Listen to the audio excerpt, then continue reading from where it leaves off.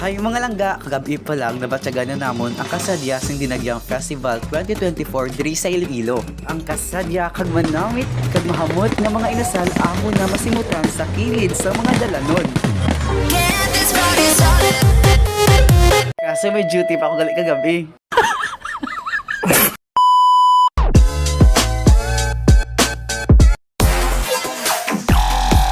Happy Dinagyang Day! Kag subong nga aga, ginagahan pa namon ni Tiyoy mo Justin ang paglibot-libot diri sa Iloilo samtang maturutawhay pa ang mga dalan sa dalanon.